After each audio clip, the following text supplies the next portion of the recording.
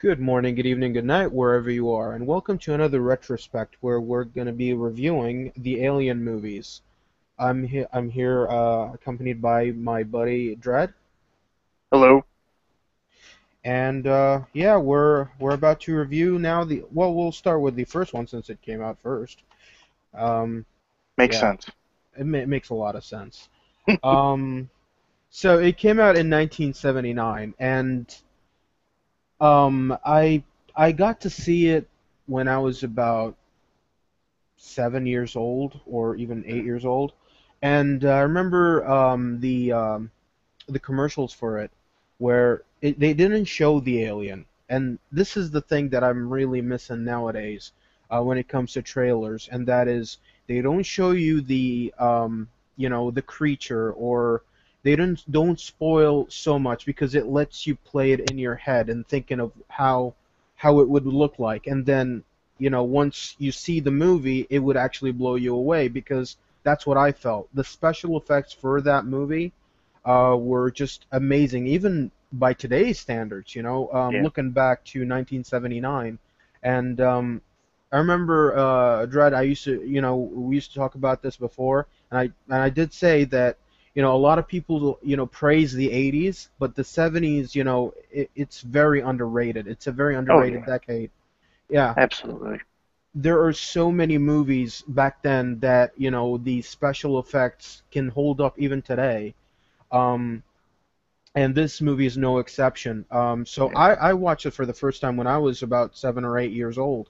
How were you exposed to that movie? Yeah, I was probably around the same age. I uh I can't remember the first time I saw it, but uh I probably saw the sequel first before I saw this one, and then I went back Hmm. and had my parents rent this one, Yeah. and we watched it on video. So, Uh, um yeah. Sadly, I did not see it in theaters. I was way too young. hmm But yeah, I can remember when I saw it. I do remember being really impressed with it. And when you think about it, it's like you said, the special effects really hold up today, and it was done very practically and very hmm minimal. There was Right. not a lot of special effects. I mean, you know, There so were that there were just like a little bit of animatronics and stuff like that, but yeah. yeah, and they were done in a way that it was very sleek. Yes. Like because in the 80s, you would know that that thing is fake. Yeah. You'd be Yeah. like, oh yeah, we totally get that, but at the And same time, it's like, oh, I admire the effort.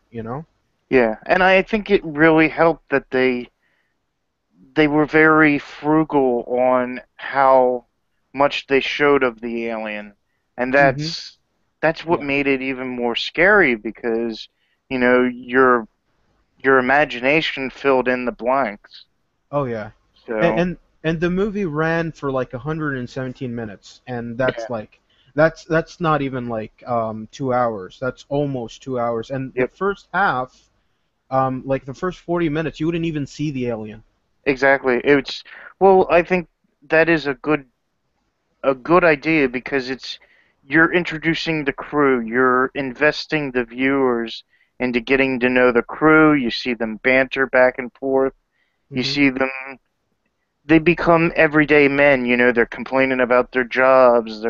You know, they don't want to go down to the planet unless they're going to get paid more money. Hmm. You know, so I mean, it's drawing the viewer in to identify with these people because they are, so somewhat likable, some of them, and very believable.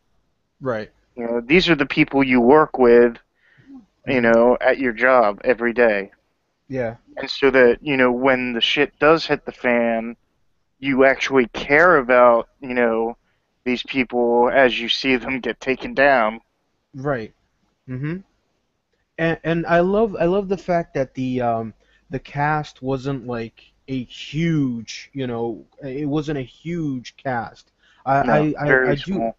I do like the fact that it's very, even the atmosphere and everything around it. It's like, okay, the place is intimate, but there's just like a few characters to connect with, and that makes even a stronger connection because nowadays, if you would see like a movie that is set in space or something like that, you got to have like an entire country filled Hmm. with people, and that's like, oh, that.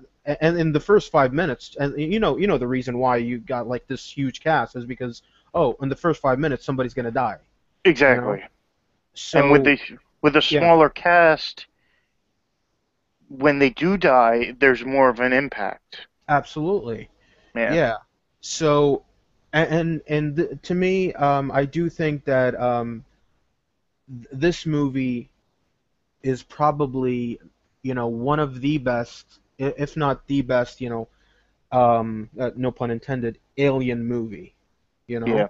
because it's like, and a lot of people would say like this is like a horror movie, and I kind of understand why would they go that route because there are some scenes that is shocking, and there are a bit of jump scares here and there, Mm. and they do I do kind of see some people saying like, oh, this is like a sort of like a slasher film Yeah. because I can see a lot of parallels with the slasher genre. yeah, because you've got like the villain taking, the characters one by one. Um, Exactly. so it's like, yeah, I kind of get that. It's like a villain with a face that has a body count. Hmm. So I kind of get that, but at the same time, it's like, all right, is let's see, is it like is Batman a horror movie? You know? Yeah. Because there were some jump scares in those Yeah. in those movies.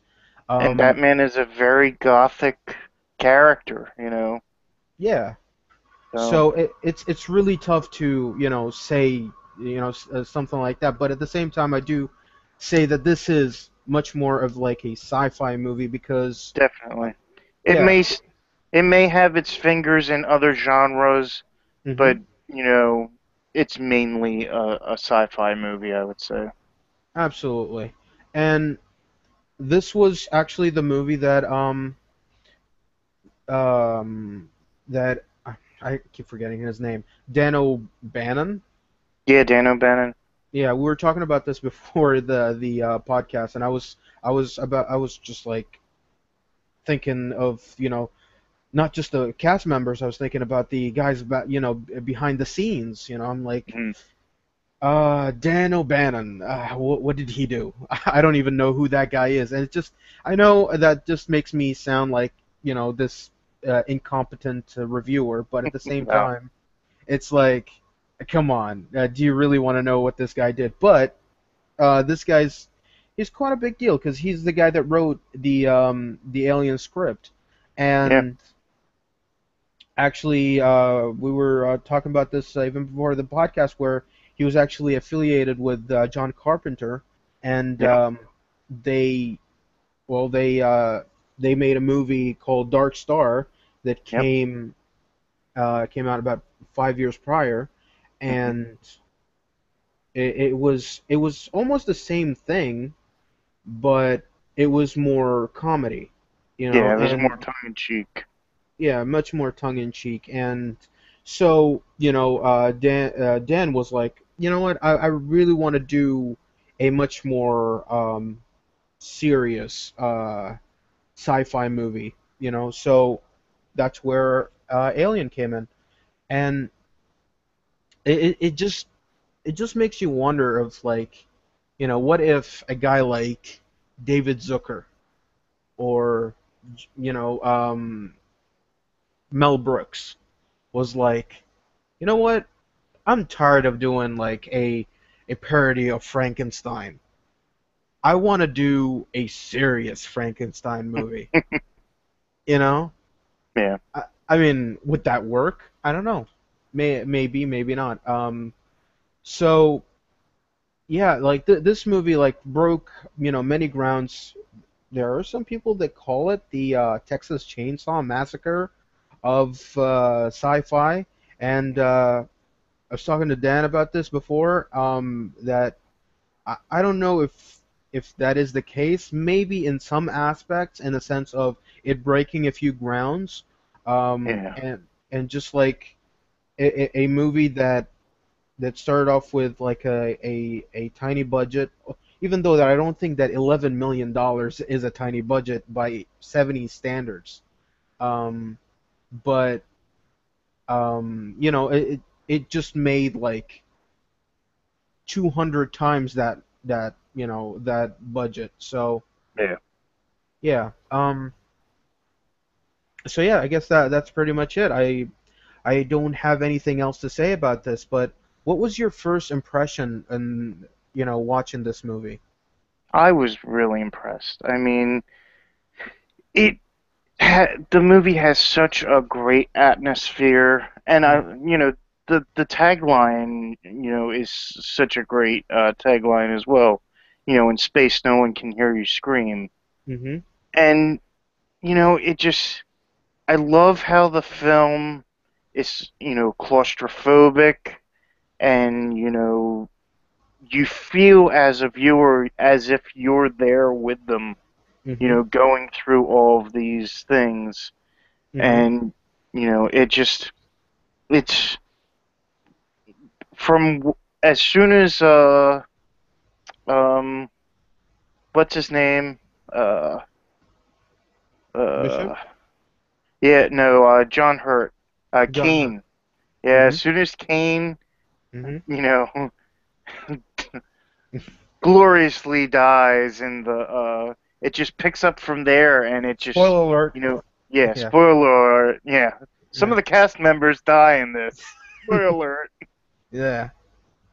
It's just a roller coaster from there, and it's just you know it's just fun to see what's going to happen next. Mm-hmm. You know, um, one thing I want to mention, I believe just about all of the cast were relatively unknown at the time. Oh yeah. Mm-hmm. Now they've all gone on to be, famous actors and actresses like Sigourney Weaver and Tom Skerritt, Harry Dean Mm-hmm. Stanton, Ian Holm, John Hurt.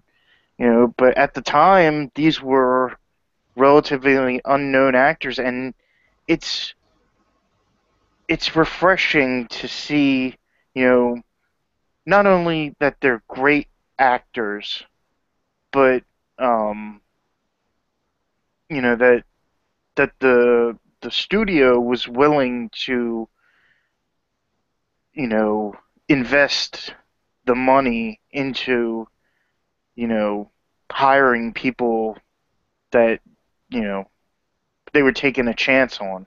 Mm-hmm.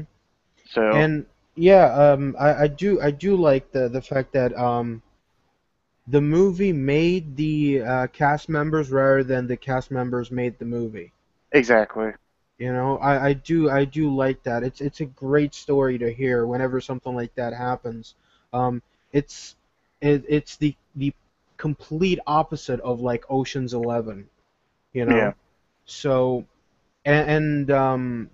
yeah, like you said, the movie still, it can hold up today even with the special effects that were done back then, and the I'm kind of claustrophobic.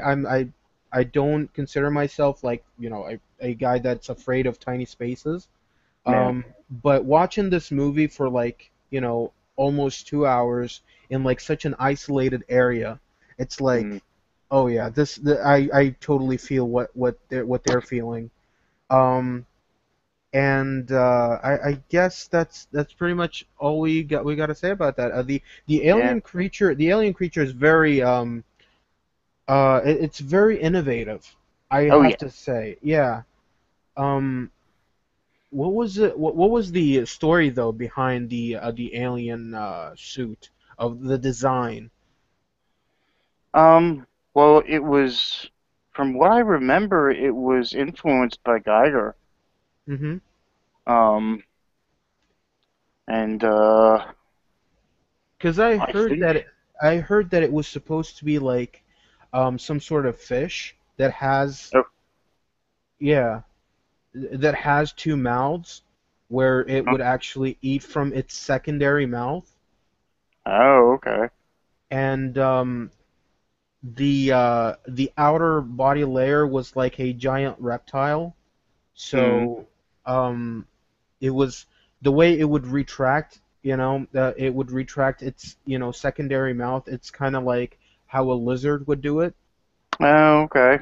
Yeah, So so it's kind of like that, but instead of like because usually when it feeds, it would feed like from its primary mouth, but it actually attacks with its secondary mouth. But the fish that inspired this character, this a xenomorph, I guess that's what it's called. yeah, Um, xenomorph. yeah, Oh, oh, what? It's a yeah, bug hunt. mhm, That's come later.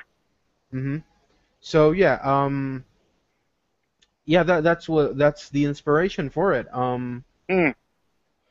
Nothing much else to say about this. It's a great movie, and if I have to rate it, I'd probably give it a 9. I want to Yeah, give it a 10, but there's something missing. I don't know what. I would give it a 9 though. A yeah. very It's solid 9. a Yeah, very solid nine. Yes. yeah. Yeah. I'm very frugal with my tens, Mhm. and you know, yeah. So I I would don't know. definitely. Yeah, I really don't know what to like if I was in like Ridley Scott's chair, I don't know what to add to give it that 10. But there is something missing. I don't know what. Yeah. Um, yeah. So on to Aliens. Um, Yes. very, it's a very smart way to it's a very smart name for a sequel. Rather than call it Alien 2, it's like, yeah, the first one we had one alien, the second one we have many. So Yeah. we're just gonna So call it Aliens. Yeah. yes, we'll just add an S. Mhm. It's very easy and very effective. It's probably one of It, my favorite ideas for a title. absolutely. Yeah, so James Cameron is in the chair now, and he's going to direct Aliens. How does it fare? And well, I got to see it, after, well, the first Alien when I was about, 10 or 11. I didn't Mm. know there was a sequel for a while. I thought that the first one was so great, and I do like the fact that it's kind of open for a sequel, but if there wasn't a sequel, I wouldn't mind it, Yeah. because it was just that great. Yeah. Um, Well, the first one ends on a very on a very strong note. You know. Absolutely, yeah. And the second one just continues. Well, I wouldn't continue like right where they left off. I No. think it Yes. they continued Not by like, a long shot. yeah, like hundreds of years later. Yes. So the second one, I got to see it when I was about 11, and I remember I was talking about this at school with one of my Mm. friends, and I was like, "Oh man, you got to see this Alien movie." He's like, "Oh yeah, I know about this. I also know, but the sequel's way better." I'm like, "What sequel?" It's like, "Oh, the sequel's way better, dude. It's just, it's so awesome and stuff like that." I'm like, "All right, I'm gonna check it out." And then when I saw it, now around that time, my favorite movie was Terminator 2. Okay. And I was like, yeah, Terminator 2 is my favorite movie. And I was like, I would watch it over and over and over again. And then I got to see Aliens, and that became my favorite movie. Yeah. So it just, I don't know, it just blew like any sort of expectation that I had.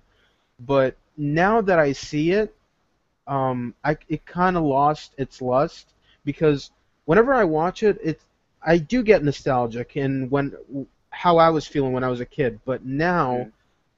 it's like that's not Alien, you know. Yeah. I don't know if you get what I mean because the To first one me, was, yeah. yeah, they're even though they're in the same genre, They're the Mhm. same, one same characters, one follows the other. They're Mhm. vastly different movies, Oh you know. yeah. Whereas the first one is a,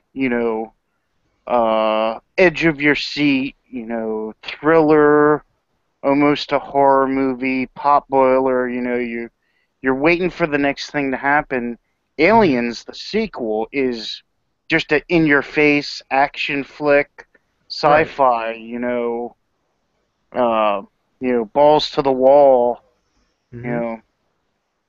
So, yeah, It I can definitely see uh, where someone would say they're two different films because they are. Because in the first one, it really felt like a slow stroll Yeah, in like a haunted park.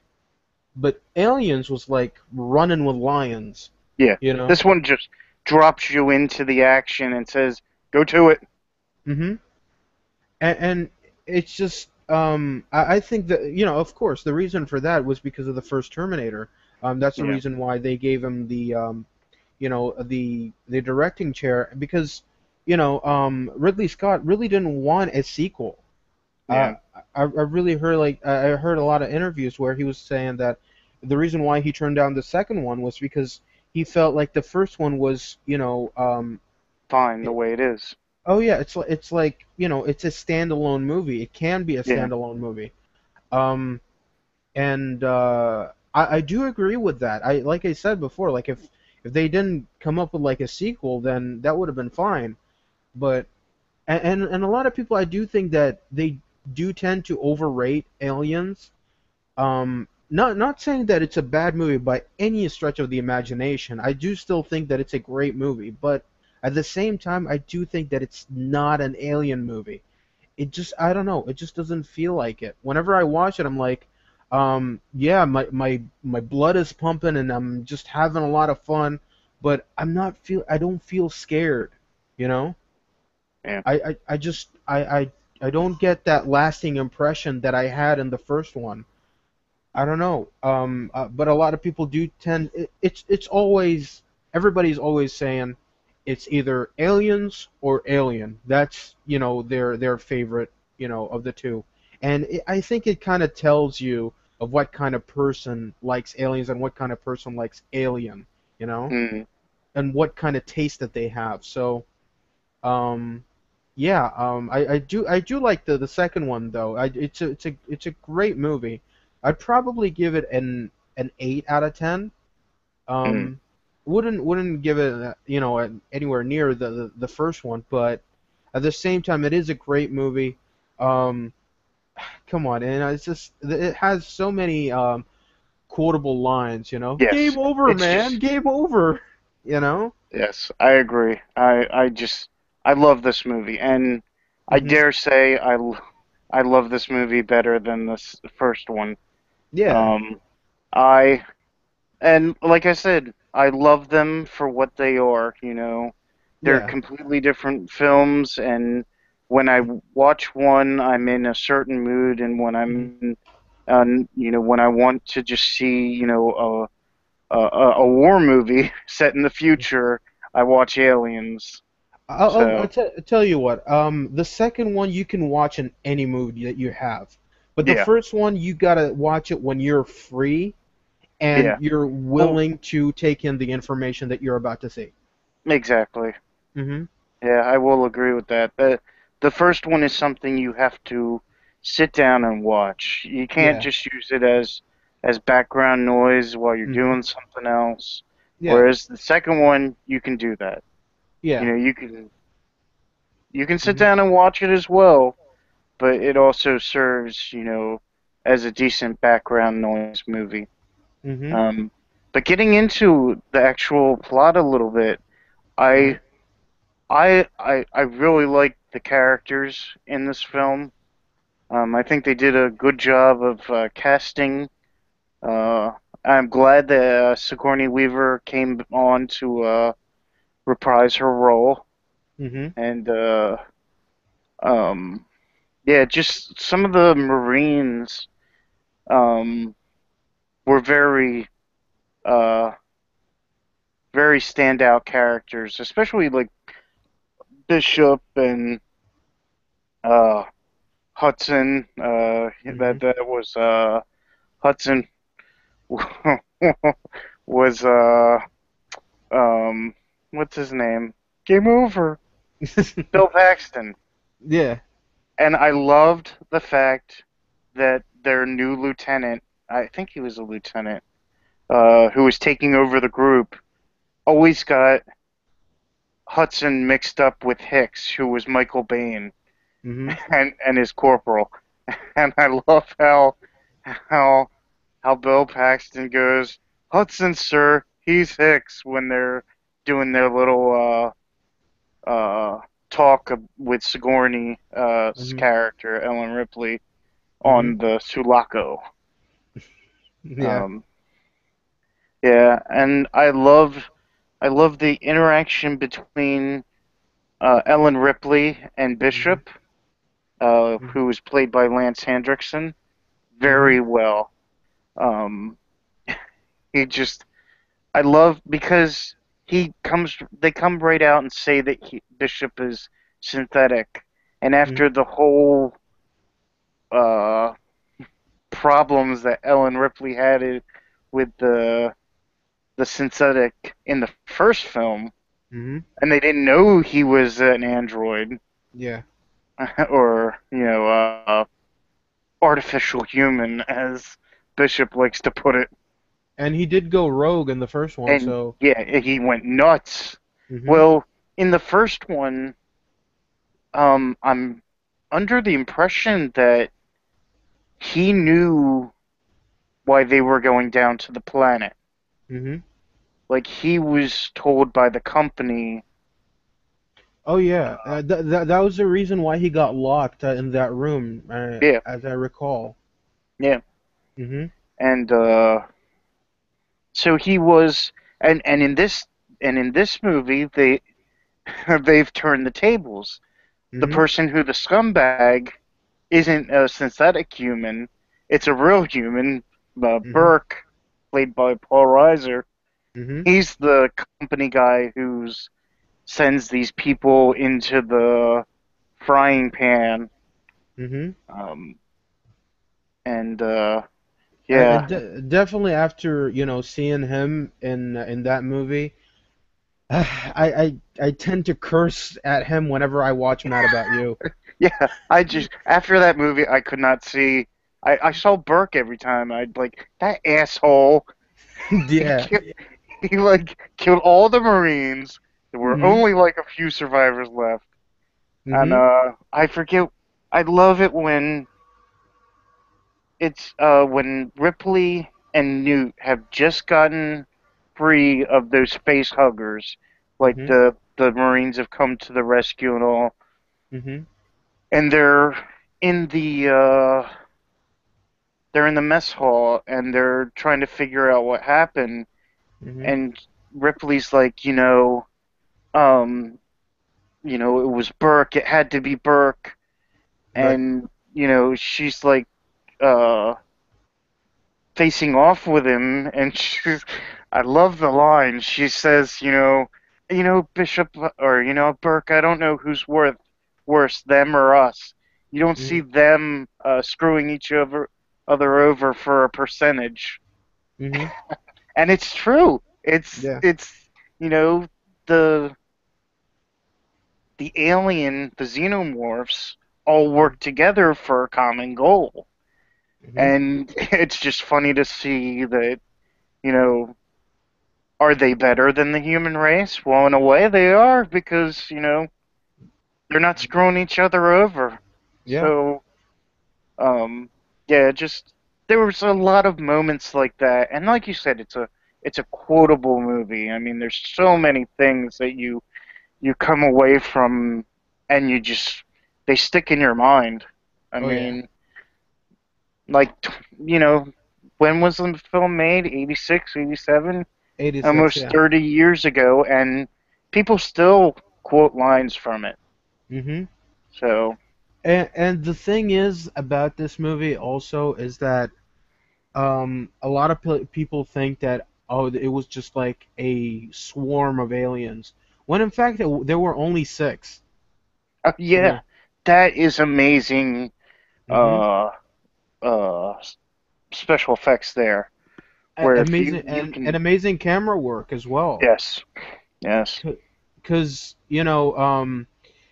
there was an interview that I got to see on the special features on the DVD where Hmm. James Cameron was talking, and he was saying that I I got to as long as you have ambition in making movies, you can um, you can make a movie practically with just like kind of like what he learned from Roger Corman, because he Hmm. used to uh they used to be I think they used to be buddies or something like that, and Well, from what I remember, James Cameron worked in Roger Corman's film studio. He was like ah a secondary director of photography or something. Something minor like that, where he was learning his chops pretty much in Roger Corman's film, in his company. mm-hmm But it's true. I mean, Roger yeah, Corman's the king of doing a lot with very little. absolutely, yeah. And he was like, yeah, he can he can make a movie about the rise of Caesar with like three guys and a playground. Hmm. So and I got to make an alien movie where people thought that there were like thousands of aliens when in fact there were only six. Yeah, You know, that's it's amazing. absolutely, and even while watching it, I do I don't know. Even though that not all of the aliens are at the same time together, Yeah. and some of them are just reused. Mm. I didn't get the sense of them being like only six. It Yeah, really felt exactly. yeah. So yeah, and let's see what else is there to talk about in this movie? Well, the Um, soundtrack is incredible. I love the mhm. soundtrack. It's very military themed, Very yeah. for obvious reasons. I mean, but Mhm. I just, you know, it's a really well put together orchestra, Mhm. of music. Yeah. And this is like the first time where James Cameron, you really got to see what James Cameron was all about. Yeah. You really got to see you kind of got the glimpse of the future for him because from then on, all his movies were epic. Oh You know. yeah. I mean, well, Mhm. you know, if the Terminator opened the gates for him to make bigger films, this, just gave him carte blanche to do whatever Mhm. he wanted. Absolutely, So, yeah. Because even if he made like like a horrible movie or a shitty movie, no matter what, the atmosphere, the epicness, the feel of it being like something special will always mm, be there. oh, absolutely. I might not like, Avatar. I might not like Titanic, but god damn it, the But scenery is just there.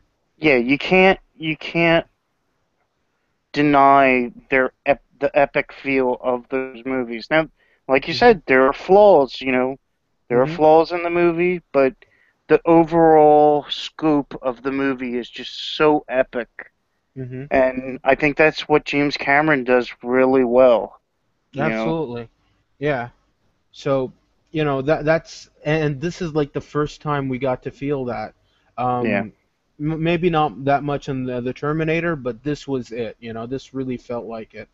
yeah. Um, And in a way that's kind of bad because, you know, this being a sequel, obviously Fox, if the first one was successful, and it was, hmm this one was successful, Fox is going to want to do more films.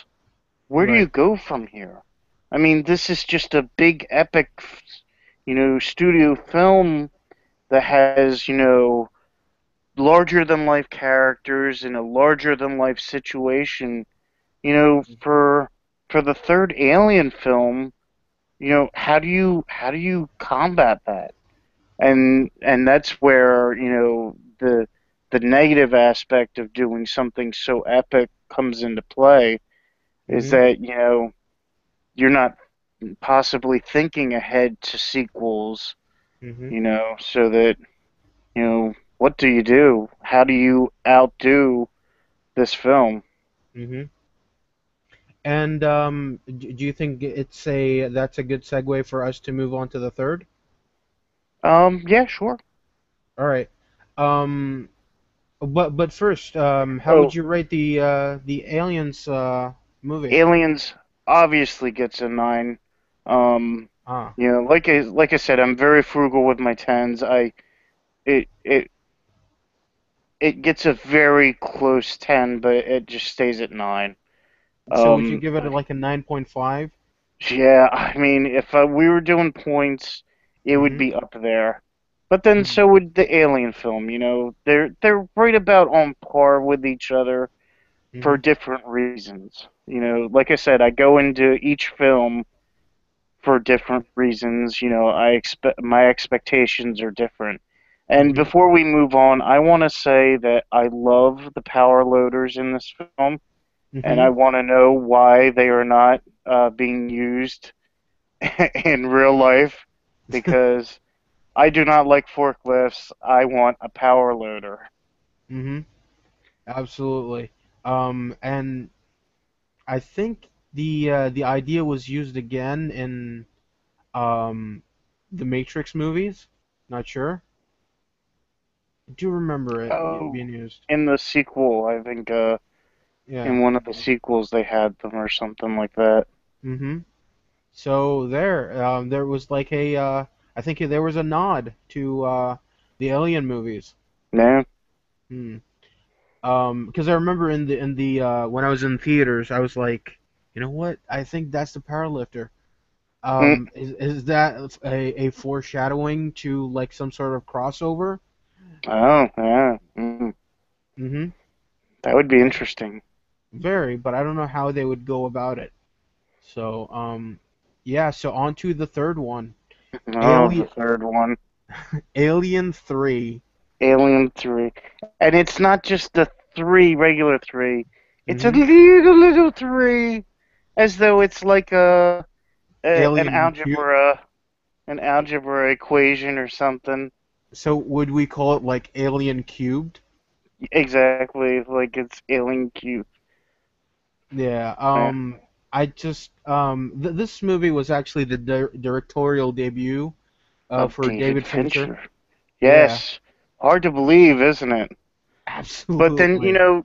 to to to be fair to David, he has washed his hands of this film. He has publicly stated Mhm. that he regretted doing the film and that he wants nothing to do with it, Mhm. in any way, shape, or form. So Mhm. I gotta tip my hat and say, you're the smart man.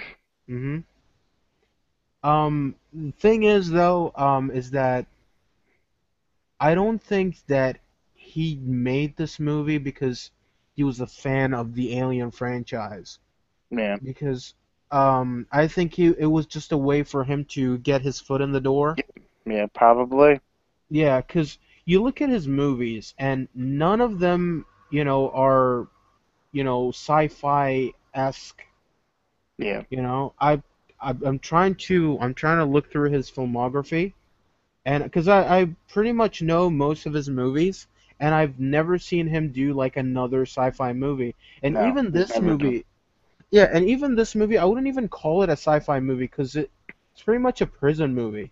Yeah, yeah, Yeah, I would agree. It's yeah. it's very peripheral sci-fi. Mhm. It's definitely a prison prison film. Yeah. And I do like though here's the thing though about this movie. I do think that it's very underrated. I don't think it's horrible. I do think Mm, it's quite good in a sense of them trying to go back to basics. Yeah.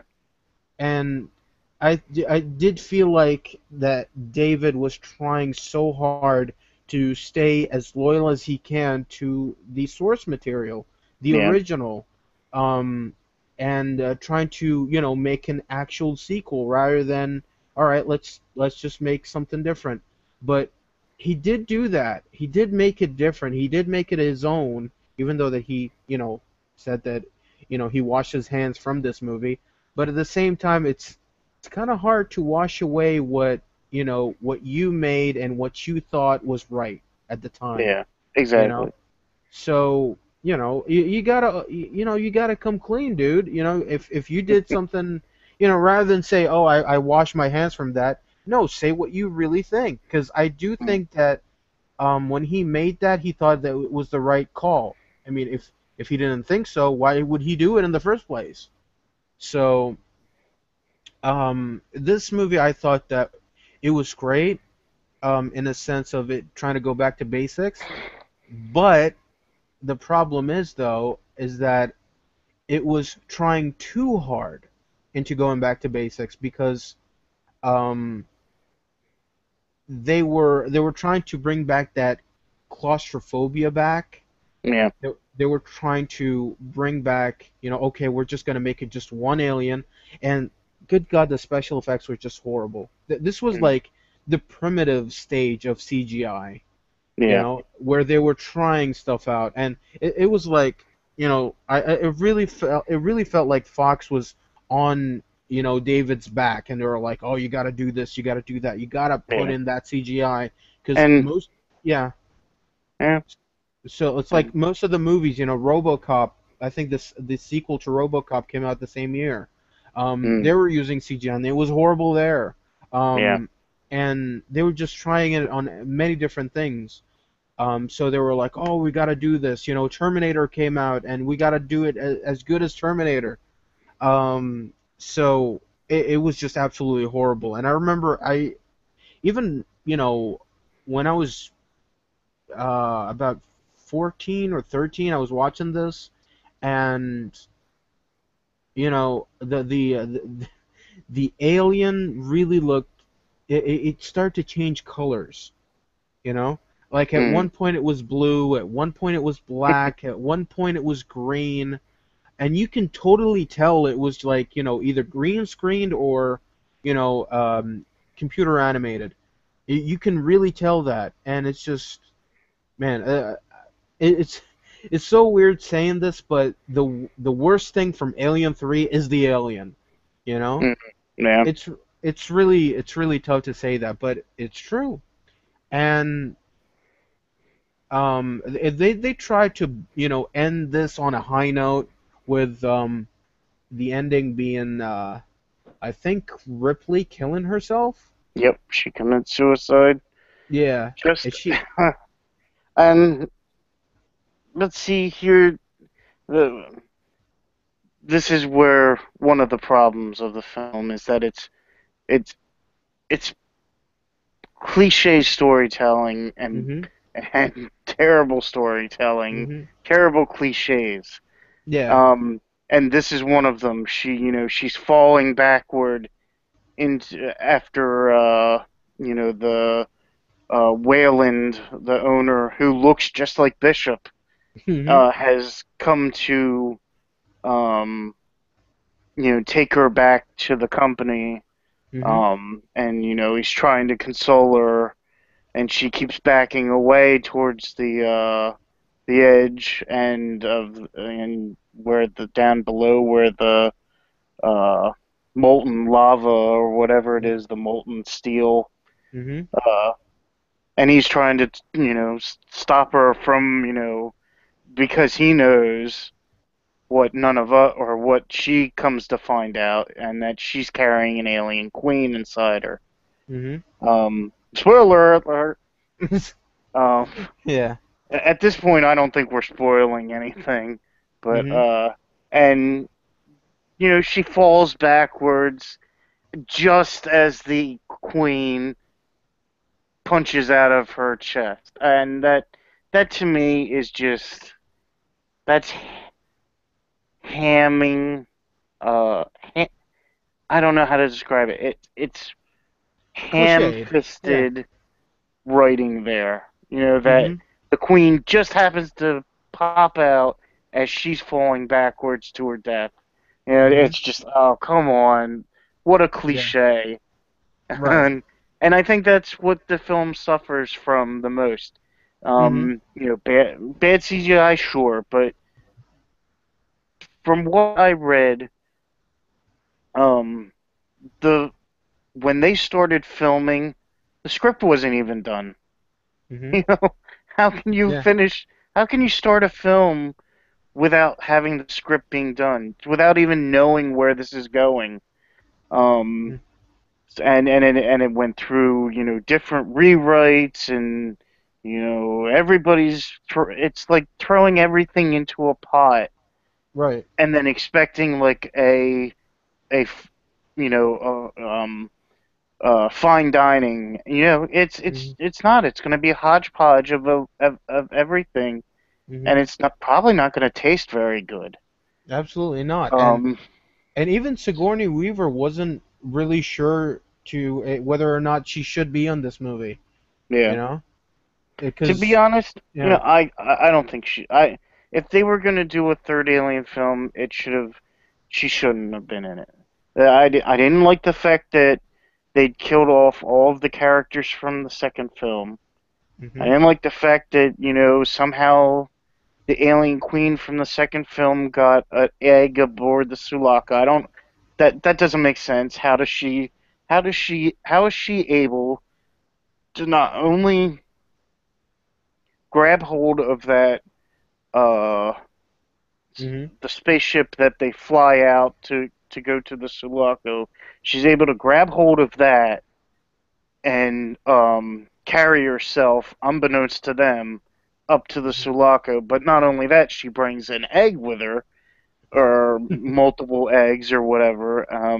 Mhm. And the you know the one impregnates itself inside Ripley. It's just no. There's too many terrible cliche, bad writing things going on here. I think they should have just, with Alien 3, it should have just been a clean slate, introduce some new characters, um, Mhm. and, or in effect, if they are going to introduce Ripley, do what they did in the comic book, because in Alien Earth War, Mhm. um, it's set just about after Aliens. Ripley and Newt have come home to Earth, Mhm. and they find it infested with aliens. Somehow the alien race has come to Earth. Mm. That actually sounds way better than what we got here. What we got And here?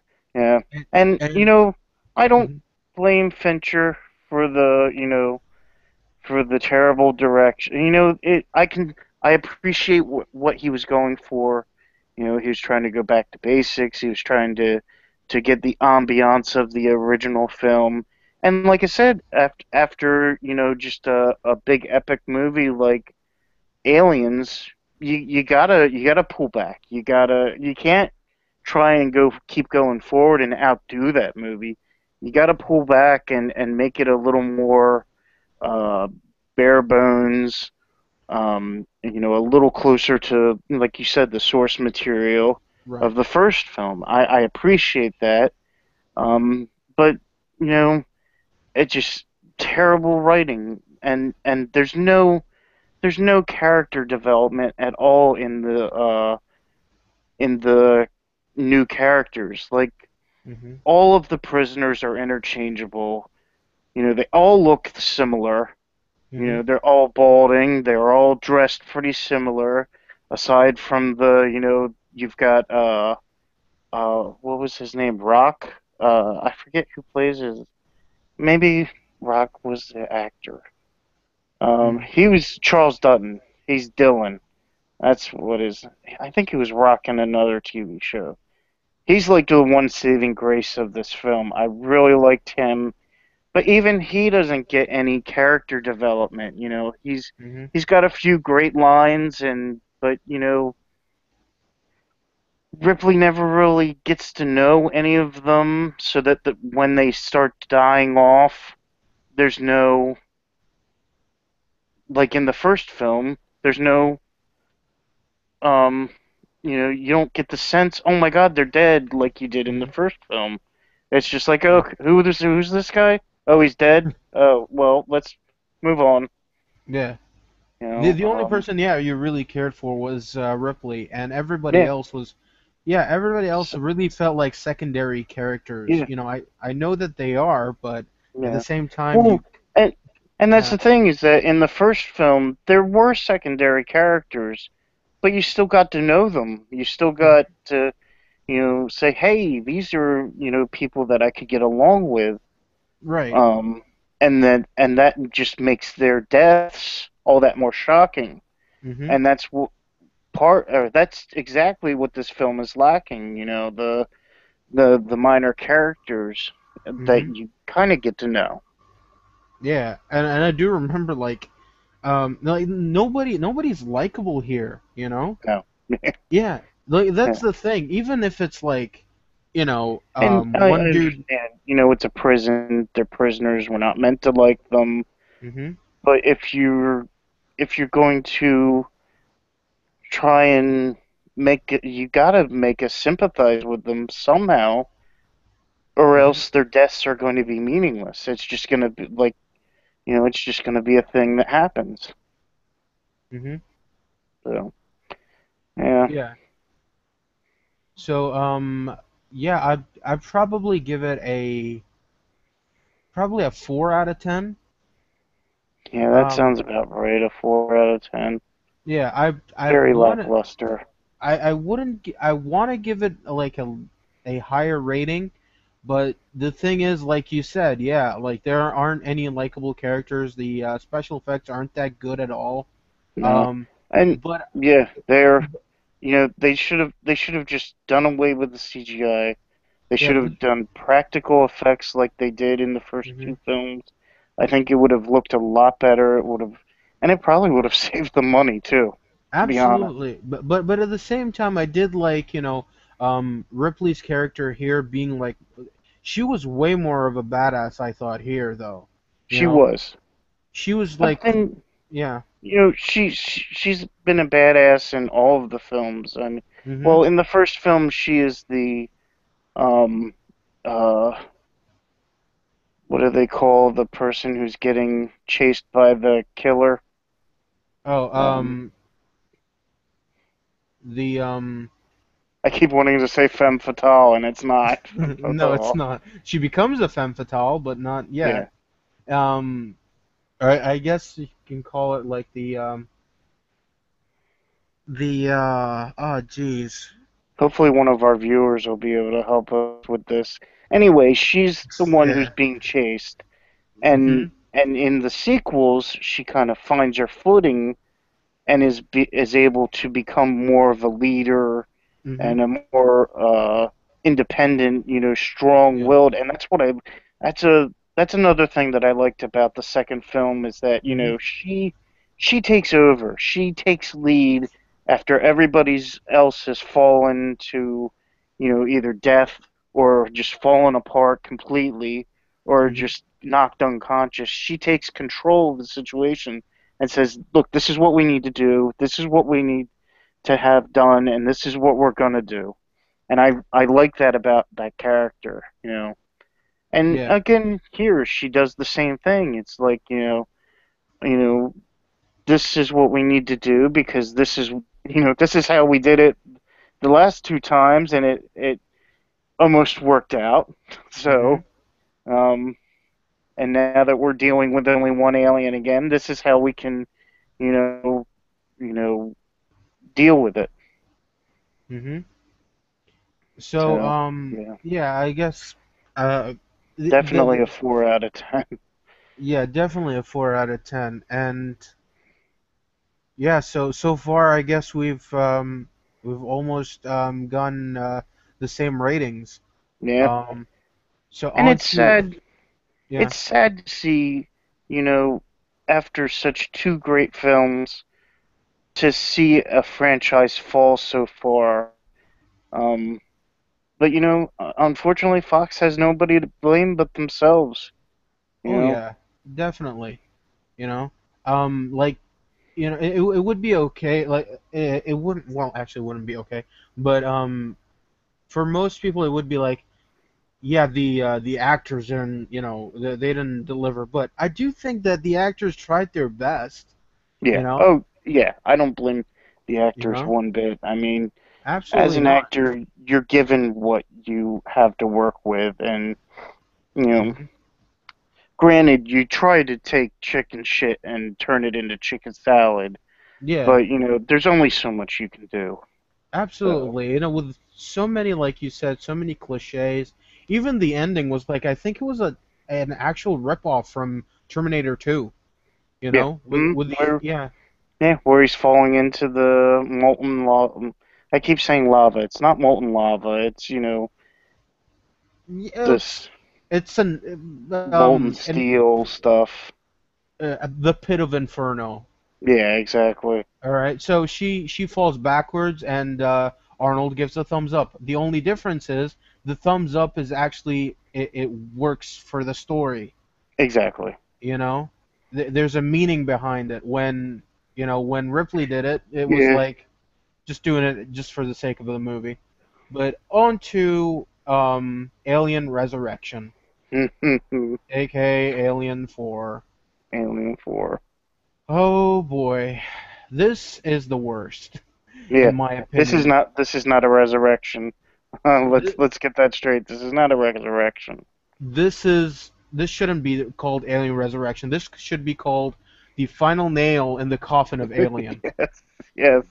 Good God, Sadly. this was absolutely horrible. Now, the third one I thought was, it was redeemable. At least, we got to say goodbye to everybody else, and it was just like, all right, off to, Yeah. to, It ended on, you know, with Ripley dying. There's hmm no way they can bring her back. hmm All that there is. yeah. So, what happens in Alien Resurrection? Ripley gets resurrected. Yes. All right.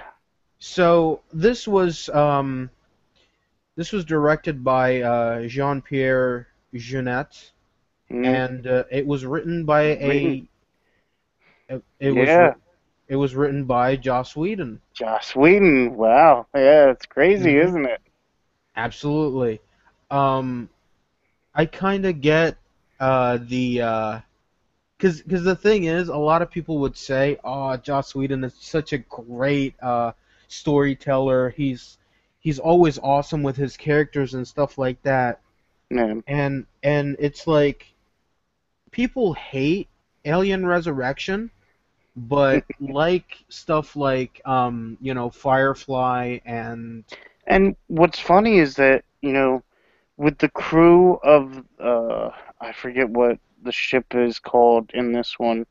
I can see a little bit of the Firefly crew in this hmm group of mercenaries. yeah. hmm Like you can see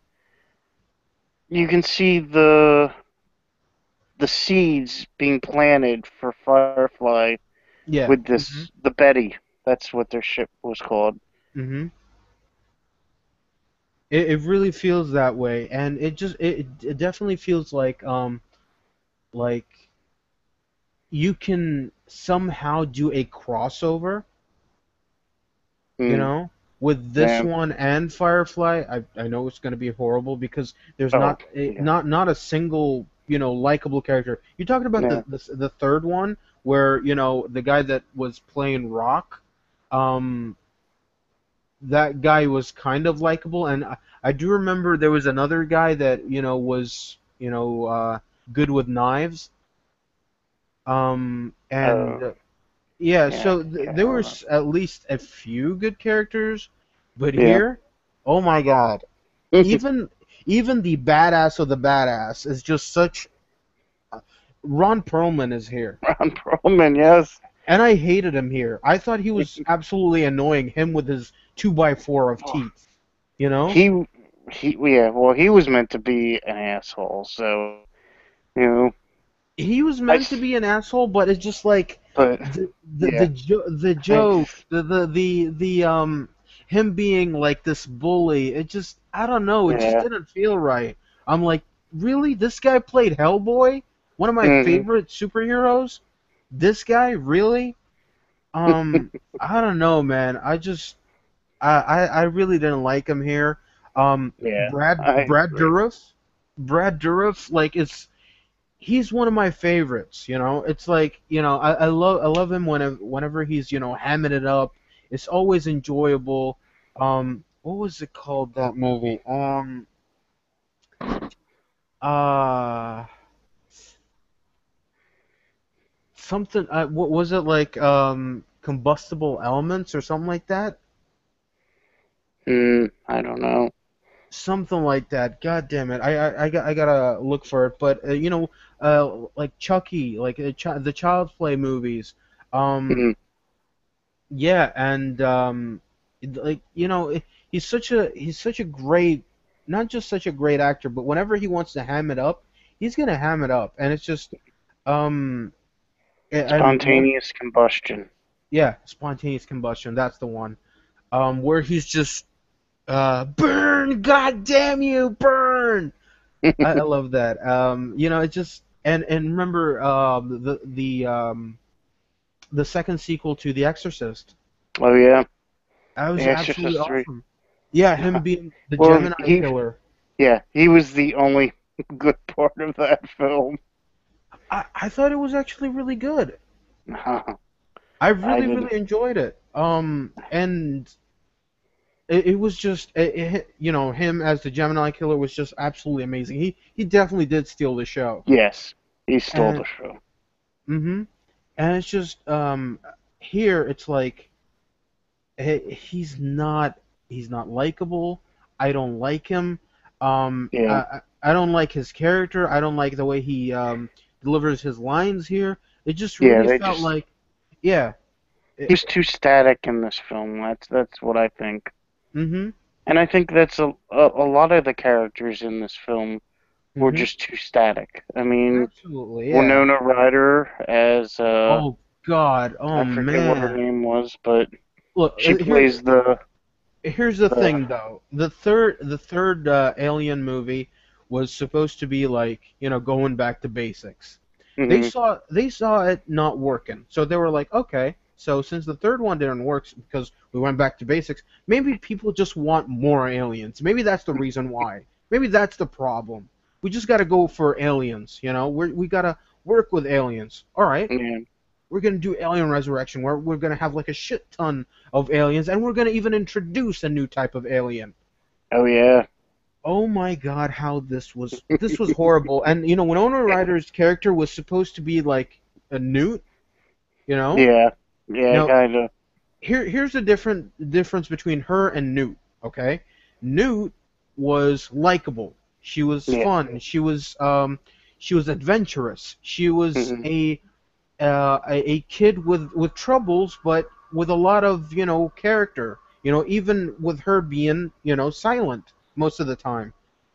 Winona Ryder is absolutely unbearable. Now I know that at the end they kind of there was an explanation for that, with her turning out to be, spoiler alert, her turning out to be an android. Man.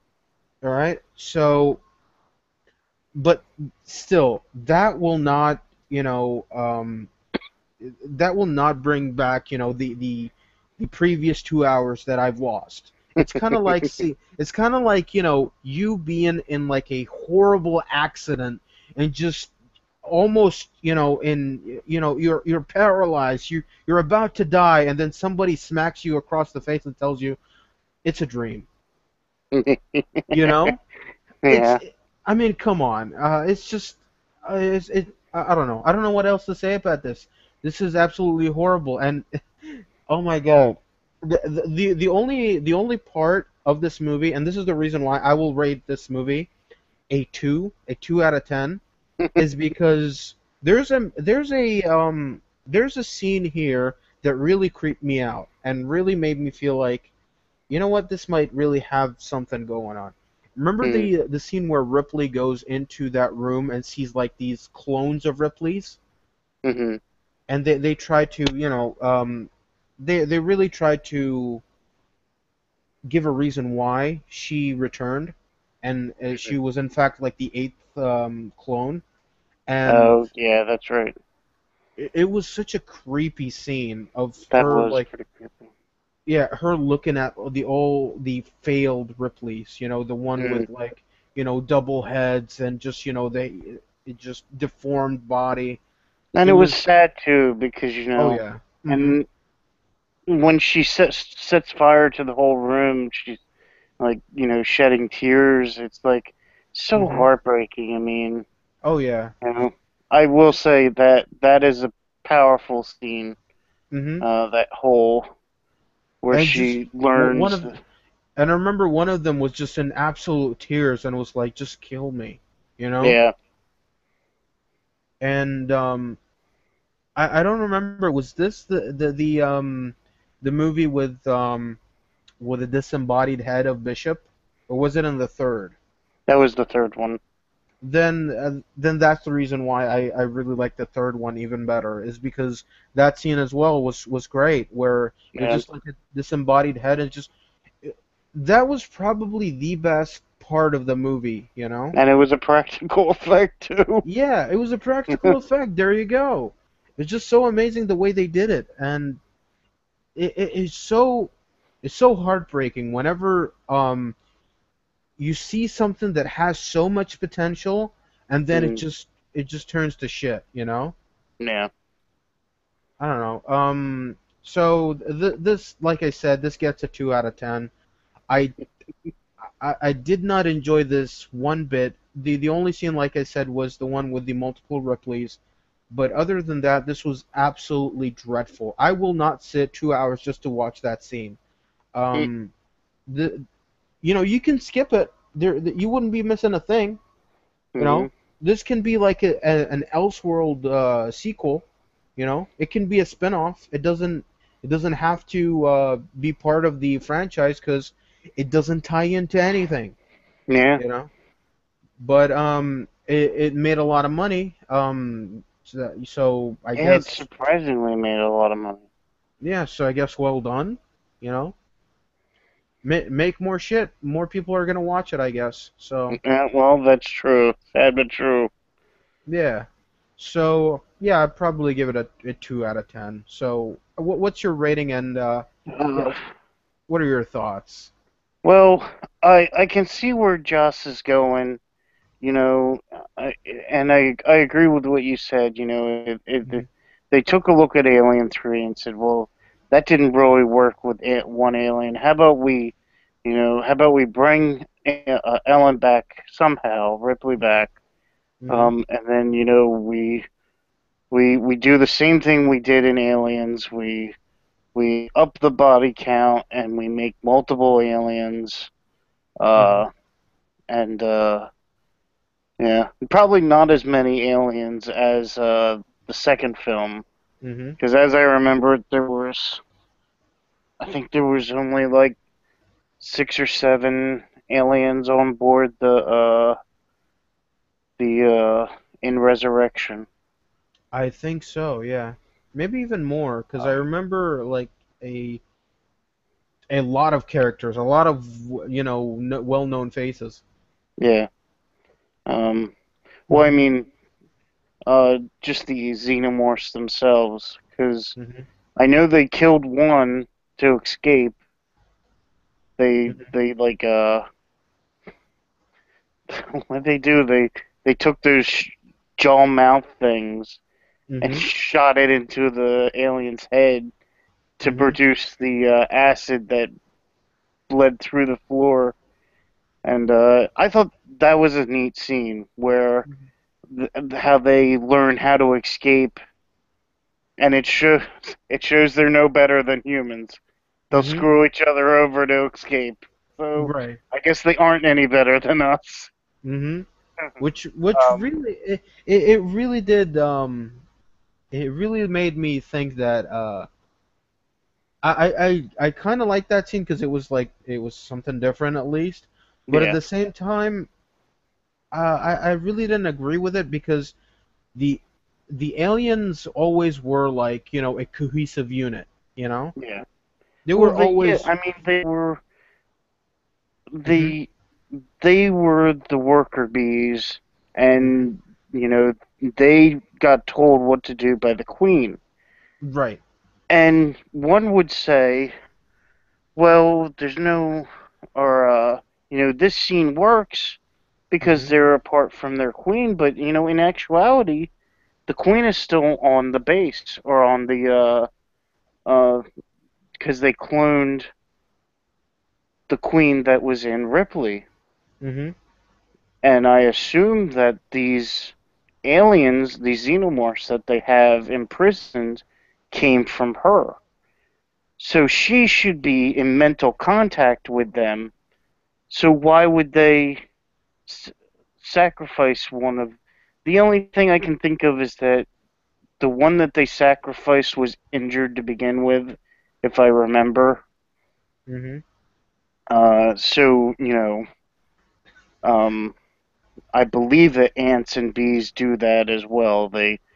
If one of their own is injured, they'll sacrifice it in order to, keep the hive going or whatever. They won't try to take care of it or anything. I, Um, I'm not gonna try to explain it because, if we even attempt to explain it, it's just gonna give us, it's gonna take us all day. I think it's just one of those things that even a psychiatrist is gonna go, "Where are we?" You know. yeah, exactly. So so it's Yeah. just so it's So, just gonna be tough, yeah. I Um, I'm not but even gonna attempt to explain that. So I'm the just gonna take your film, word for it. yeah, I don't know, maybe not. I have to do my research on bees and ants. What But for? Yeah. well, anyway, the movie to me suffers from too many characters. It's similar to Aliens, where there's a ton of characters, but you get Mhm. to know in Aliens, you get to know some of them, and they get some character development Mhm. among each other. Yeah. Whereas in this one, there is no character development among any of them. They're Mhm. all just thrown together. Um, there's the mercenary group, and Mhm. then there's that one soldier, and then um they they get that guy that's got the alien inside him. They rescue him, and they're all trying to get off of the base somehow, and Mhm. it's it's really boring. Oh yeah. Yeah. I can I can see where Joss is going, and I Mhm. can appreciate what he's trying to do, but you can really see that he's a very novice here with his Mhm. writing. It's very uh, to be honest, it's cliched as well. Mhm. There's a lot of cliches in here. Um, But it's so weird because he started doing Buffy around the same time. yeah. I So. well, I think Mhm. he may have learned from his mistakes here Mhm. because I haven't watched Buffy in ages, so I can't really recall how the first season was, but um, I don't remember the first season really being that very good. So, um, Yeah. but I think he's come miles ahead of where he started here.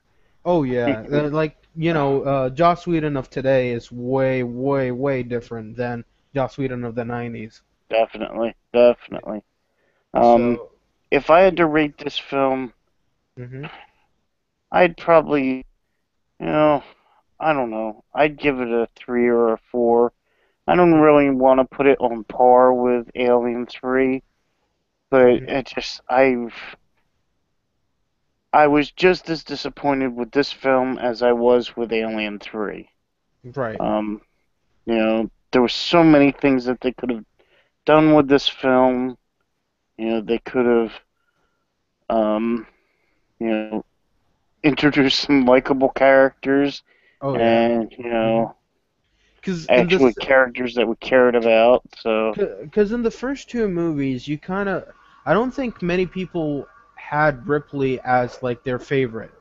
You know, yeah, a lot of people were like, oh, it's probably Bishop or Newt or Hicks.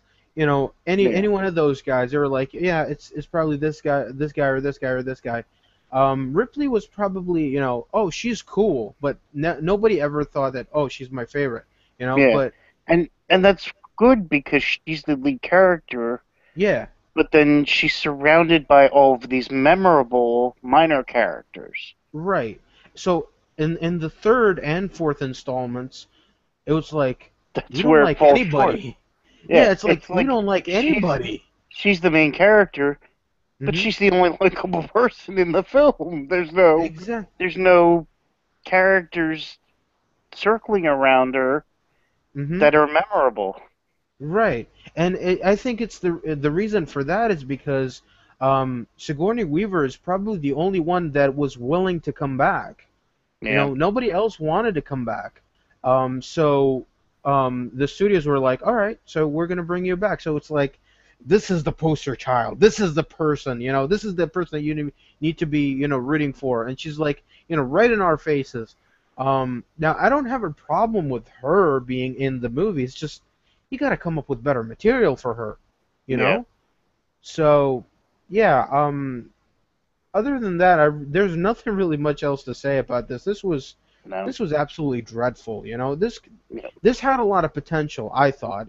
But at the yeah, same time, um, what can you really do with a script like that? What and exactly. what and what else can you do with the aliens that hasn't been done before? You know. So I don't know. I really don't know. So I guess we can move on to the reboot, or should we call it the prequel? Yeah, I would consider it a prequel, a very loosely based prequel, in fact, Mm-hmm. Yeah. because you know, to me, it really has nothing to do with any of the Alien franchise Mm-hmm. except for introducing uh, or extrapolating on something that was from the first film, Mm-hmm. and that's the space jockey. Oh yeah. Mm-hmm. So, if you can't tell what we're talking about Prometheus, Yes. Prometheus. Return of Now. Ridley Scott. Mm-hmm. And yeah, the idea was they were actually trying to do it for years. You know. Hmm. Yeah. Um. Now the actual what Prometheus really means is in Greek mythology is it was actually the war between the gods that was Hmm. going on for 12 years, which is weird because the idea for another Alien movie was circling around the studios for 12 years. Hmm. Which is kind of odd. I kind of made that connection. I don't know if that's actually true. But I came up with that idea because, yeah, they were talking about this for, a long while. They were talking to Ridley Scott, they were talking to James Cameron, but everybody was just declining the idea. Yeah. So, after years went by, Ridley Scott realized that, you know what? The Alien movies ended in such a shitty note. I don't want people to remember the Alien movies as being, Brad Dourif with his, him hamming it up, and it just, and not even a fun way, Yeah. and just such shitty CGI. I don't want people to remember that as, as the franchise that I tried to build. So he turned into Sergeant Slaughter, and he was like, I want my franchise back. You Hmm. know. So this was his call. This was his you know his this was his answer. And 2 years ago, this movie came out, and holy shit, this was absolutely amazing. This really made me go, this franchise really, well, actually, when I watched it, I really didn't know that this was supposed to be a prequel. Yeah.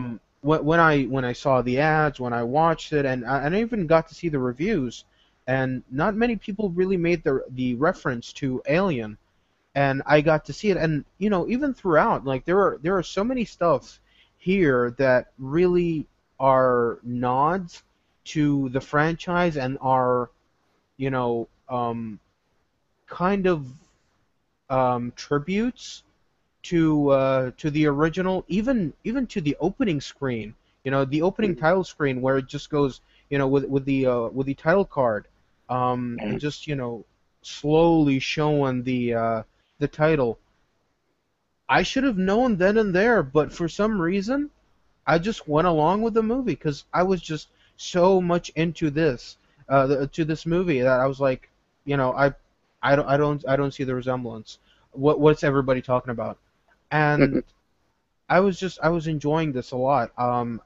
The characters here were great. We were talking about how the third and fourth movies were just like not very memorable. This was a great movie with very memorable characters with very strong characters. Um, mm. I can't remember her name. Numi Maybe Rapace. replaced. Yeah. Yeah, yeah. Wasn't she I'm trying to remember the movie that she was in. I think it was She was in the Girl trilogy. The girl with the dragon tattoo and the yeah, girl who the played with fire. mm-hmm. The girl with the dragon tattoo. I remember her from that now.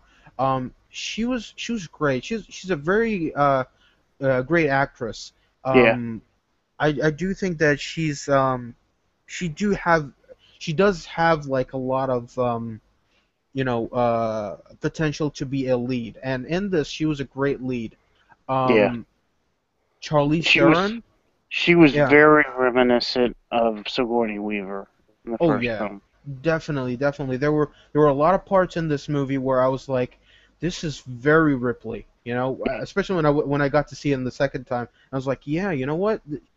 And the start of the movie, she was like, she was exactly like Ripley was in the first one, where Yeah. she progressed into becoming that badass. Yeah. Um, To and take charge. Oh yeah, like there were some actresses that were in line for that role. Anne Hathaway, Natalie Portman. Hmm. I'm glad that it was Numi, Yeah. because I don't think anybody would have been as good as her. especially as young as her, you know, because I don't know if there's somebody out there that is as young as her that can be as strong as her in this type of this type of character, and just can make that character actually do that character justice. Yeah. So, yeah, and Michael Fassbender, Oh yes. uh, I got to see X-Men First Class before this, Oh and yeah. uh, and when I saw this, I couldn't help it. I was like, Magneto is an android, you know. Yes. So this was It's this was awesome. really cool. Yeah. And what's funny is that he's a lot like the first android in the Mhm. first film. He's Mhm. very he's got secrets and he does what he is programmed well not what he's programmed to do. It almost like it's almost like he has free will. Mhm. He's not with the other people, exploring. Yeah. He's off on his own, almost doing what he already knows he's supposed to do, as though he's Mhm. been to the ship before that they explore. Right. It's just like the first film where you wonder, Mhm. were they taken down to the planet's surface on purpose? Mhm. You know, so it's just yeah, he Very plays reminiscent. a very Mhm. nice bad guy. Well, and that's the thing, he's not a bad guy in this film per se. He Mhm. does some very bad things, but Yeah. he just he's a great actor. I love Michael Fassbender. He just he does what by any means necessary, basically. Exactly. Yeah. And the idea was, it's like, yeah, I can sacrifice just one guy for the sake of the entire crew, you know? That was kind of the mindset. And what I like about his character, and he did state this before, is that his inspiration was from the HAL 9000 from 2001: A Space Odyssey, Hmm. especially with the voice and and the movement that he had was kind of like, from a movie that I saw recently, um, that was it was referenced a lot in in pop culture, and I was like, I've never seen that before, so I got to see it, and holy shit, this is a great, crazy movie. Now, I'm not saying it's bad. It's just, you got to be in the right mindset to watch it, and that's The Man Who Fell to Earth. Oh yeah. With David with Bowie.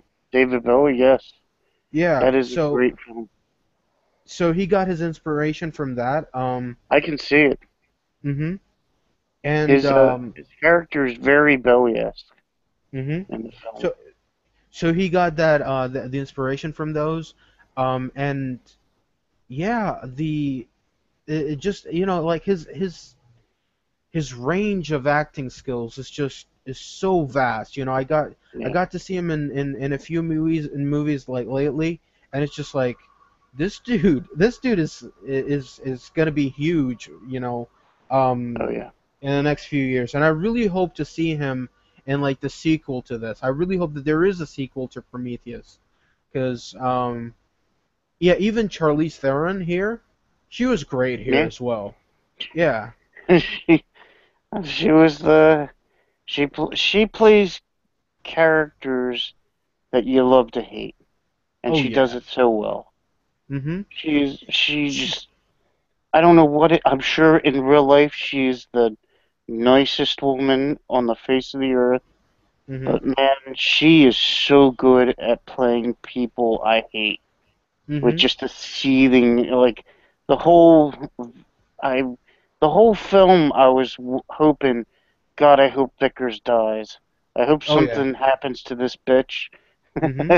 you know, you know, Uh, it's just And she's it's so so weird that you would cold say that. and It's so weird that you would say that because I got to see for the first time recently, Snow White and the Huntsman, oh, okay. where she played the evil stepmother, Mhm. and she was great in that. Man, Yeah. she stole the show. She was absolutely this cold-hearted bitch, like you described, and Yeah. she was definitely the one that you really love to hate. And yeah, she very memorable, and not just that, but I was like, you know, sci-fi really suits her. You Yeah. know, Definitely. I w- Well, she's you know been what? in a lot of sci-fi films. Oh She yeah, was in wasn't Aeon she in Flux. Aeon Flux? Yeah, Aeon Flux. I remember that. And I would love, after seeing her in this, I was like, you know what? She would be cool if she was in a live action movie that's a adaptation of the popular video game that is Samus. You know, Mm. like a Yeah, a I can see Metroid that. movie. Like a Metroid movie where she plays Yeah. Samus. You Yeah, know, I can see that. she'd be cool. She'd be cool for that. Let's see, what else happened here. There was Oh yeah, there was so many stuff that was, reminiscent of this. Even the ending. Yeah. That was when I was like, holy shit, it is true. You know, with the Yeah. alien, then its mouth would open up, and then the Yep. secondary mouth would come And out. then come out. Yeah. And Holy shit, yeah. yeah.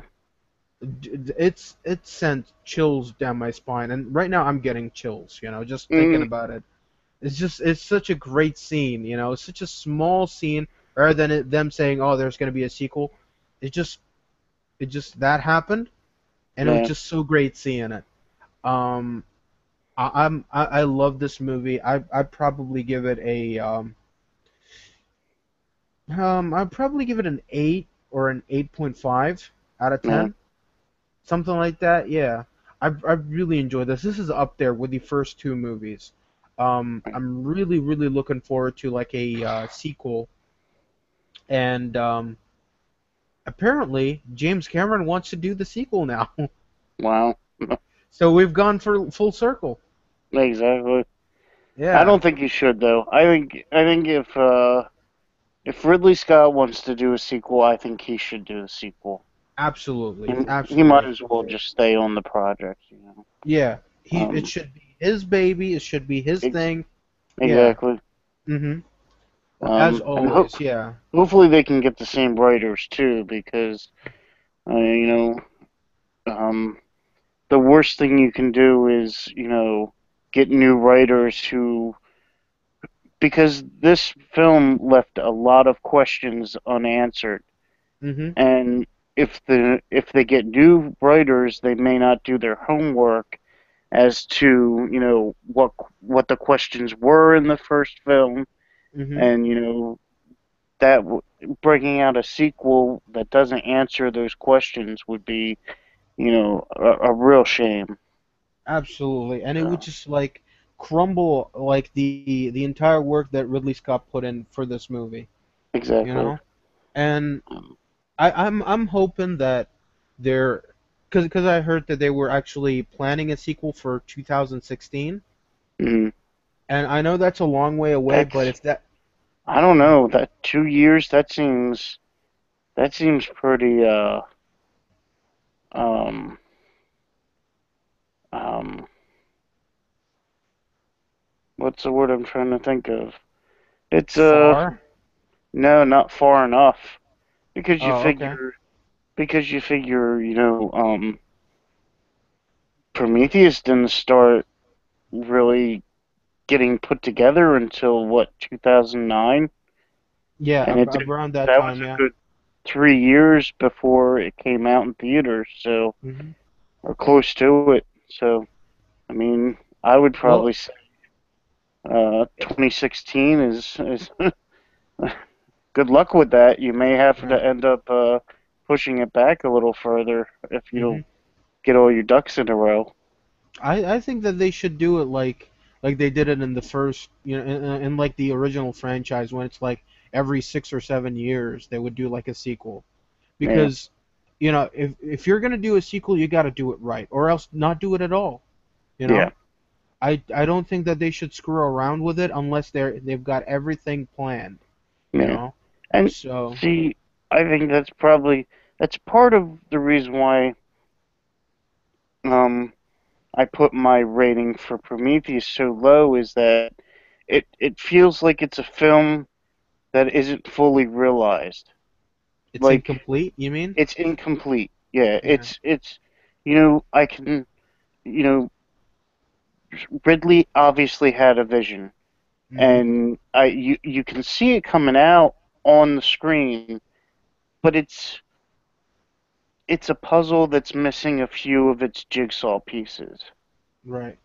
and that's what keeps it from becoming a complete film in my eyes. Is Mhm. it's not necessarily the plot holes or the lack of questions being answered. He does answer a few questions um, about the space jockey and all of that, and for what it's worth, I like those answers. I know I'm probably in the minority about you know the alien race, but I mean it Mhm. it it lends some interesting ideas to the origin of man, to the origin of these xenomorphs. Mhm. Um, and the only other thing that I didn't like about the film is, much like the last two films, they introduce a bunch of characters and then proceed to kill them off. Mhm. and there's really no interaction. There's with um Shaw, Numi's character, and her husband. We get Mhm. some interaction there, and then we get some interaction with Shirley Theron's character Mhm. and David, and then some interaction between those groups. But like the rest of the scientists, they just feel like they're filler. You Mhm. know, it to me, they probably wouldn't have even had to have been introduced. Other than to just up the body count, Right. and that's kind of what it feels like. But the thing is though, going back to like the questions that you were saying, like there was like there were a lot more questions than answers in this movie. Is that Mm, the thing is I kind of like that because it kind of gave you leeway to fill in the blanks, you yeah, know. So it just made you like think even more rather than all right, I got all the answers, you know. yeah. I Oh don't yeah, I even wasn't expecting all answer. yeah. Um, So so it's kind of cool in that aspect, yeah, and the thing is, like I said, it's not the '70s anymore where you got to have like a limited amount of cast members where it's yeah. like you're gonna connect with everybody. You got to have like these you know extra expendable Throwaway characters. But yeah. see, to me, I don't think you need that. I Mm, think having throwaway characters, to me, just damages the film mhm, because it makes the major characters who end up dying, it makes their death, it almost cheapens their death. mhm. Like by saying, well, these guys have died, so who cares? Why should I care about the main character? There's not as much of a shock factor, like when her well, spoiler alert, when Numi's husband gets Mhm. infected with whatever David gave him, Mhm. and he starts changing into that monster, Right. and what's her name? Uh, Charlize Theron's character just up and kills him out, just no Mhm. remorse, just kills him, sets Mhm. him on fire, and is done with it. It's really not as well. I think that was a shocking moment, Mhm. but it's immediately followed by half of the crew getting killed by that thing that's outside the um But the thing is, having throwaway characters sometimes helps because you don't always have to connect with every single person on the cast, no, and plus it just shows you that all right, that thing happened, so it can happen to anybody, yeah, even the characters that you love in this movie. are So, good, yeah, exactly. But and see, that's where the original works, is that mhm, they have just the right amount of characters. Not everybody gets plenty of screen time, so mhm. but they end up dying, and each death is somewhat significant. And yeah, each death is probably much more significant than the last. Yes, Each one just get progressively more and more significant exactly. and And much and more I think shocking. that's where Prometheus falls short, is that because the film is jam packed with people, Mhm. their deaths, aren't the you know here's another spoiler alert. By the Mhm. time they introduce Waylon and Mhm. he dies, it's like, who cares? It's Mhm. like, let's just get to the end of the film. Who's going to Right. survive and who's going to live? Mhm. Whereas,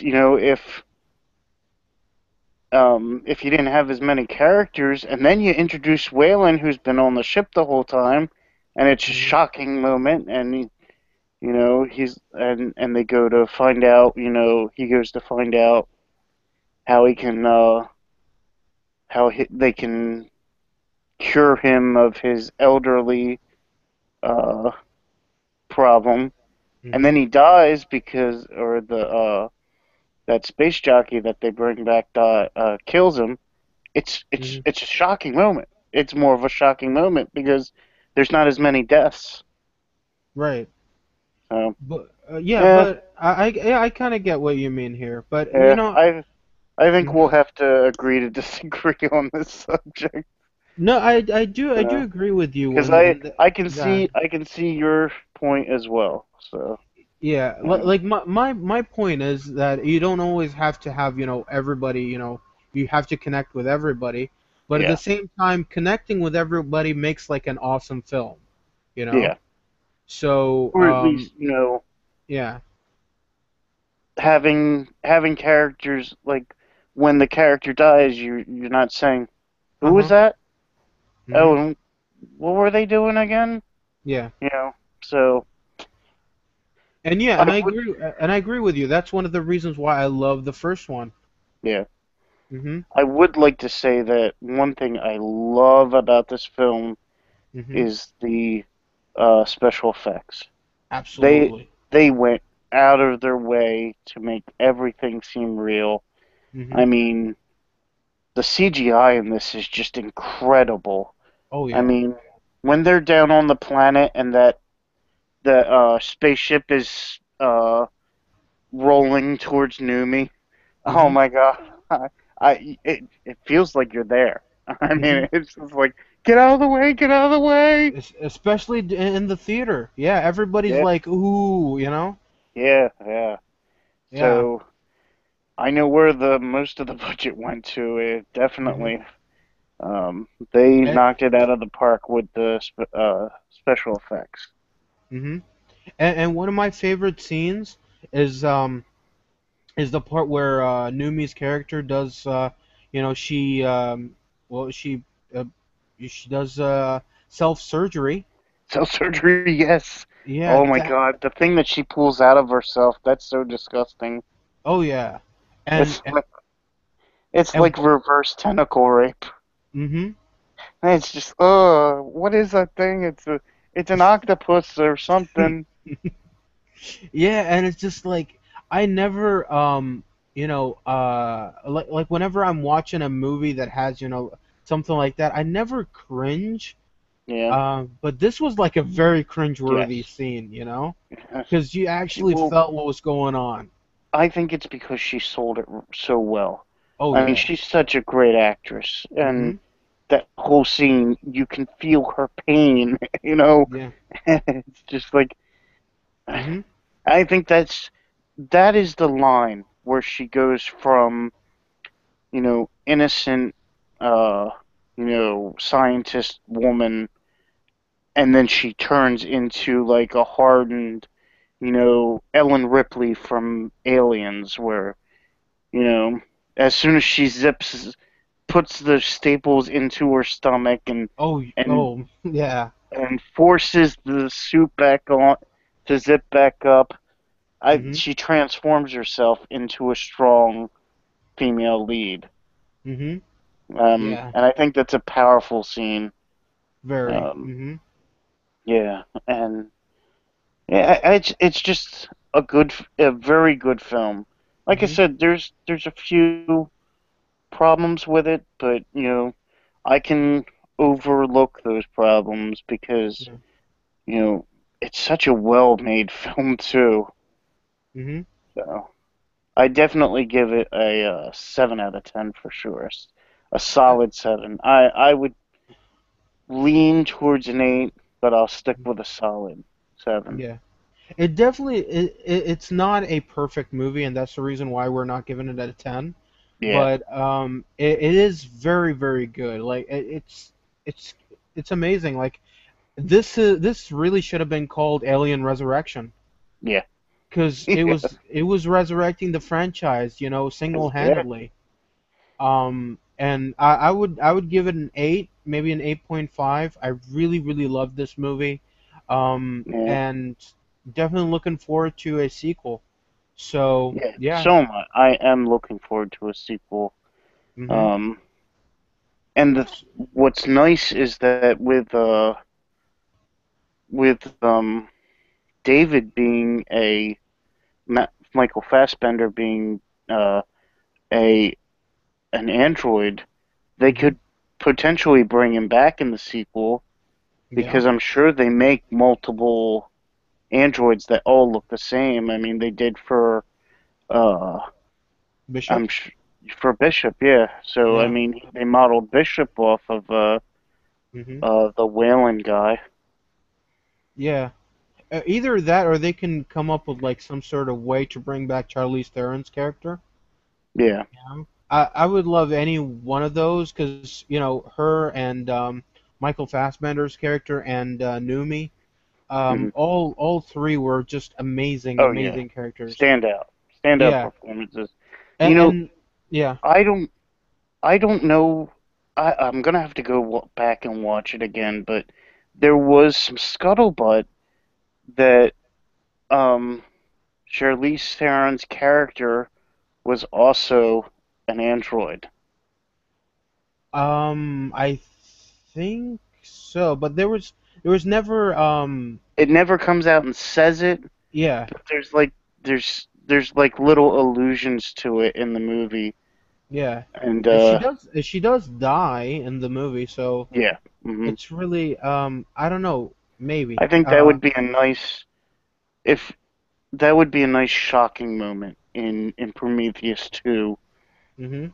is that, she shows up to confront Numi, Yeah. and Numi's like, "Aren't you dead?" And Mhm. she's like, "I'm an android." Or since they've brushed upon this idea before, they could bring Mm, it back and they would be like, didn't I kill you before? And she would be like, I don't remember. And it mm, turns out that she's a clone. that she's a clone. Yeah. Yeah. So they could find ways to bring those characters back because they Oh yeah. were they were all amazing. Yeah, Um, definitely. so yeah, I guess that's pretty much all we got to say about that. Yeah. Um, our next franchise is probably going to be Predator. Yeah. Um, Definitely looking forward to it because I do love the first one. I say Um, we do both Predators and we do the Alien Predator movies, like all four of those in one sitting. hmm. All right, we'll definitely then go for that since the Alien movies were like 6 movies. We gotta give Yeah. something for the Predator movies then. Yeah. 5 movies. Yeah. So oh yeah, 5 movies, right? Um, and they're gonna do like 2 cameos. Well, not cameos. Well, two sharing spots with Predators. Yeah, So exactly. we'll definitely go for that. So yeah, stay tuned, or I'm not really stay tuned. You're not gonna stand in front of your computer waiting for us Yes, to. waiting with bated breath. Yeah, they're like, oh, we're Dude, when is the next review? well, So hopefully yeah, we can get it in before Halloween. Um, because I would really like to do a Halloween themed retrospective as well. yeah. Even though that I don't think that Predator is part of is really a horror movie. So No, yeah, it's just it's like Alien. it's like Alien. It's not a Yeah. well, it's not it's a pseudo sci-fi action flick. But any closing thoughts on the Alien franchise before we go? I hope that they go in a positive way with Prometheus 2. hmm Hopefully they come up with a better title than Prometheus 2 as well. So, Yeah. Um. And what about the franchise as a whole? um, pretty hit or miss, but hmm overall, a good franchise. Well worth watching. hmm All of the films are worth watching at least once to just Right. say that you've seen them. hmm I'm not going to say don't watch this film. You know, hmm they're they're all, in varying degrees of good and bad, but they're all worth seeing. Like I said, at least once. You can say you've seen it, Hmm. and then form your own opinion on it. And what I love about the franchise is that no matter how bad one of them is or two of them are, it's at least you're getting something different every single time. Exactly. So yeah, that's what I love about the franchise. Yeah, that's pretty much it. So check out our next video where we're gonna be reviewing the Predator movies and the Yes. AVP movies. So yeah, until then, take care, guys.